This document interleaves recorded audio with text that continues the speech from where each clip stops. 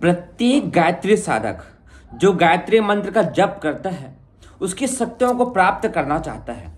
उसको यह भी पता होना चाहिए कि गायत्री से यज्ञ का संबंध क्या है। आज हम इसी विषय पर बात करने वाले हैं और हमारा विषय है गायत्री से यज्ञ का संबंध। यह भारतीय संस्कृति का आदि प्रतीक है। हमारे धर्म शास्त्रों में जितनी अधिक यज्ञ को महानता दी गई है उतनी और किसी को भी नहीं दी गई है। कोई भी शुभ अशुभ धर्म कृत्य यज्ञ के बिना पूर्ण नहीं होता है। आपके जन्म से लेकर मृत्यु तक प्रत्येक पड़ाव पर शुभ और अशुभ सभी कार्यों पर यज्ञ को ही महत्व दिया गया है। जन्म से लेकर अंत्येष्ट तक 16 संस्कार होते हैं। इनमें अग्निहोत्र भी आवश्यक है। जब बालक का जन्म होता है तो उसके रक्षार्थ हेतु घर में भी अखंड यज्ञ स्थापित रखी जाती है। नामकरण, यज्ञोपवीत, विवाह संस्कारों में सभी जगह हवन का ही महत्व दिया गया है। अंत में जब शरीर छूटता है तो उसे अग्नि को ही सौंपते हैं। अब लोग मृत्यु के समय चिता जलकर यो लाश को भस्म कर देते हैं, पर शास्त्रों में देखा जाए तो यह भी एक संस्कार है। इसमें वेद मंत्रों से विधि पूर्वक आहुतियां चढ़ाई जाती हैं। शरीर यज्ञ भगवान को अर्पण किया जाता है। मतलब आपके जन्म से लेकर आपके मृत्यु तक हर एक पड़ाव पर यज्ञ को ही महत्व दिया गया है। क्यों, क्या है इसके पीछे का विज्ञान? प्रत्येक कथा, कीर्तन, व्रत, उपवास, पर्व, त्योहार, उत्सव, उद्यापन में हवन को अत्यंत ही अधिक आवश्यक माना गया है। अब लोग उसका महत्व एवं विधान भूल गए हैं और केवल चिन्ह पूजा करके काम चला लेते हैं। घरों में स्त्रियां किसी रूप में यज्ञ की चिन्ह पूजा करती हैं। वे त्योहार पर्वों पर अग्नि को जिमाने, अगियारी करने का कृत्य किसी न किसी रूप में करती ही हैं।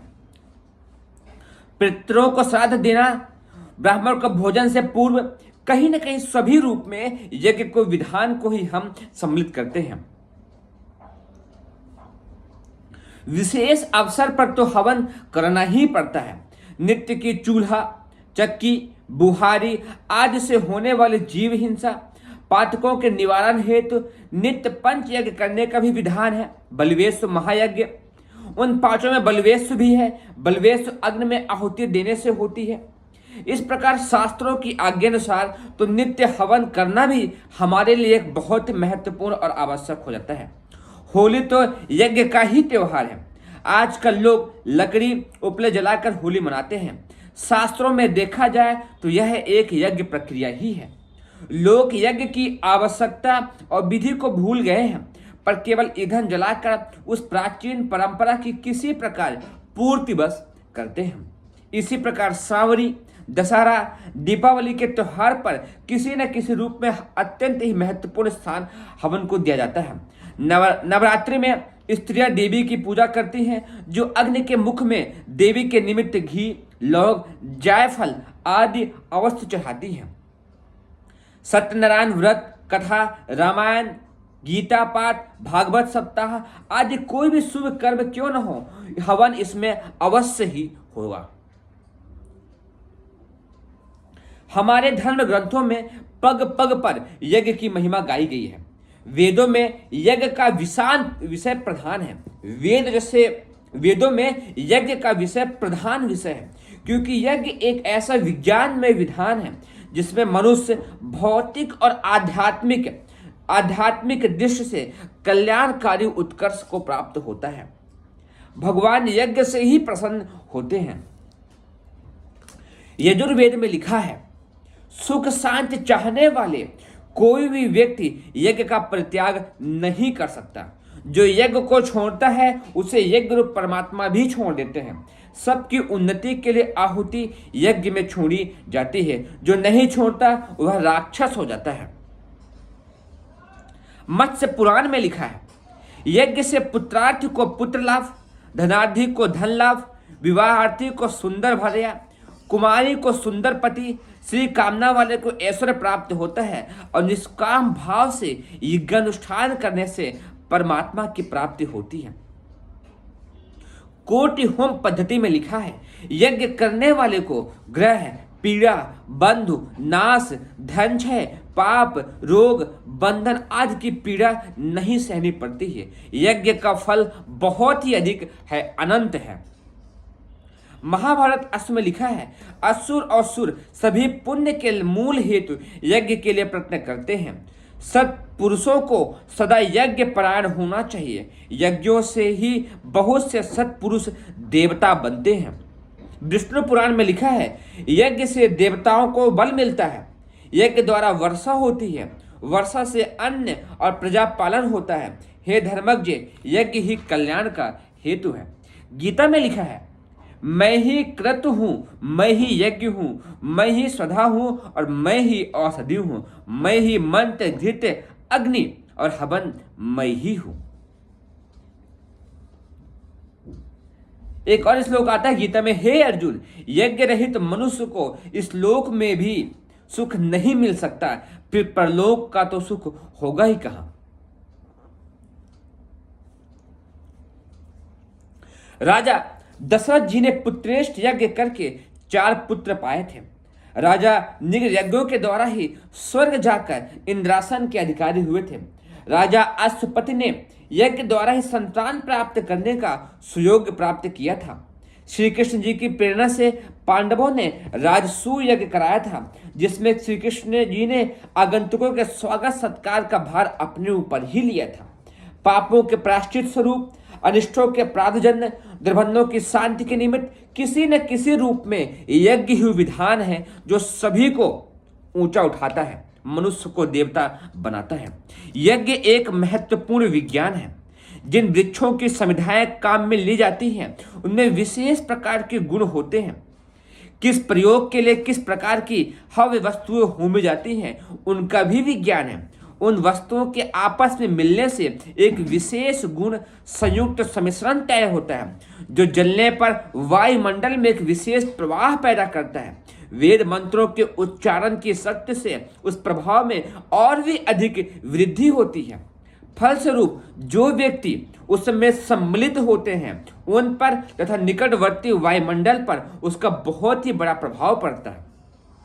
सूक्ष्म प्रकृति के अंतराल में जो नाना प्रकार की दिव्य शक्तियां काम करती हैं, उन्हें देवता कहते हैं। उन देवताओं को अनुकूल बनाना, उनको उपयोगी दिशा में प्रयोग करना, उनसे संबंध स्थापित करना, यही देवताओं को प्रसन्न करना है। यह प्रयोजन यज्ञ द्वारा बहुत ही आसानी से, सरल तरीके से पूर्ण हो जाता है।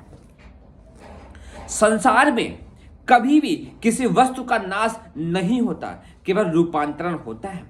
जो वस्तुएं हवन में होमी जाती हैं, वे तथा वेद मंत्रों की शक्ति के जास जो सद्भावनाएं यज्ञ द्वारा उत्पन्न की जाती हैं, वे दोनों मिलकर आकाश में छा जाती हैं।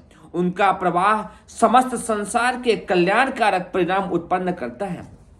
इसीलिए यज्ञ प्रत्येक व्यक्ति को नियमित रूप से अपने घर पर करना चाहिए।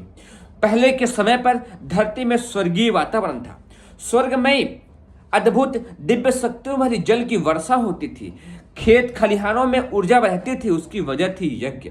पहले के समय घर घर में यज्ञ होता था। उस घर यज्ञ से संपूर्ण वायुमंडल, संपूर्ण वातावरण सकारात्मक ऊर्जा से भरा रहता था।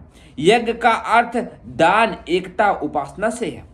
यज्ञ का वेदोक्त आयोजन, शक्तिशाली मंत्रों का विधिवत उच्चारण, विधि पूर्वक बनाए हुए कुंड, शास्त्रोक्त समिधाएं तथा सामग्री जब विधि पूर्वक हवन की जाती हैं, उनका दिव्य प्रवाह विस्तृत आकाश मंडल में ब्रह्मांड स्तर पर शक्तियां फैल जाती हैं। उसके प्रभाव के फलस्वरूप प्रजा के अंतःकरण में प्रेम, एकता, सहयोग, सद्भाव, उदारता, ईमानदारी, संयम, सदाचार, आस्तिकता आदि सद्भावों एवं सद्विचारों का स्वयं आविर्भाव होने लगता है। यज्ञ से अदृश्य आकाश में जो आध्यात्मिक विद्युत तरंगे फैलती हैं, वे लोगों के मनों से द्वेष, पाप, अनीति, वासना, स्वार्थपरता, कुटिलता आदि बुराइयों को नष्ट कर देती हैं, दूर कर देती हैं। फलस्वरूप उससे अनेकों समस्याएं हल हो जाती हैं। अनेकों उलझने, गुत्थियां, चिंताएं, भय, पेचीदगियां बुरी संभावनाएं समूल नष्ट हो जाती हैं। राजा, धनी, संपन्न लोग, ऋषि मुनि बड़े बड़े यज्ञ करते थे, जिससे दूर दूर तक वातावरण निर्मल होता था और देशव्यापी विश्वव्यापी बुराइयां तथा उलझनें सुलझती जाती थी। बड़े रूप में यज्ञ करने की जिनकी सामर्थ्य है उन्हें वैसा करना चाहिए। अग्नि का मुख ईश्वर का मुख माना गया है। उसमें जो कुछ मिलाया खिलाया जाता है वे सच्चे अर्थों में ब्रह्म भोज ही है। ब्रह्म अर्थात परमात्मा, भोज अर्थात भोजन। परमात्मा को भोजन कराना, यज्ञ के मुख में आहुति देना ही छोड़ना होता है। भगवान हम सबको खिलाता है, हमारा भी कर्तव्य है उसको अपने प्रति पूजा करने में कंजूसी नहीं करें। जिनकी आर्थिक स्थिति नहीं है वे कई व्यक्ति थोड़ा थोड़ा सहयोग करके सामूहिक यज्ञ की व्यवस्था करनी चाहिए। जहाँ साधन सुयोग न हो वहाँ यदा कदा छोटे हवन भी किए जा सकते हैं तथा जहाँ नियमित यज्ञ होते हैं वहाँ अपनी ओर से आहुतियों का हवन भी करवाया जा सकता है। साधारण होम भी बहुत ही उपयोगी है। उसमें घर की वायु शुद्ध रोग निवृत्त रक्षों से रक्षा करती है, घर में सकारात्मक का विस्तार करती है, रोगी रोग मुक्त होता है और मस्तिष्क सकारात्मक ऊर्जा से भरा रहता है। इसीलिए आप सब नियमित रूप से हो सके तो प्रतिदिन और ना हो सके तो सप्ताह में या फिर सामूहिक रूप से जहां भी संभव हो प्रतिदिन हवन करें। यह हवन आपके अंदर आपके आसपास वातावरण में सकारात्मकता का विस्तार करता है और आध्यात्मिक भौतिक दोनों शक्तियों से आपको बलिष्ठ बनाता है, आपकी सभी मनोकामनाओं को पूर्ण करता है। इसीलिए आप सब आज से नियमित रूप से प्रतिदिन हवन करें। आप सभी को हृदय की गहराई से बहुत बहुत धन्यवाद। आप सभी को बहुत बहुत आभार।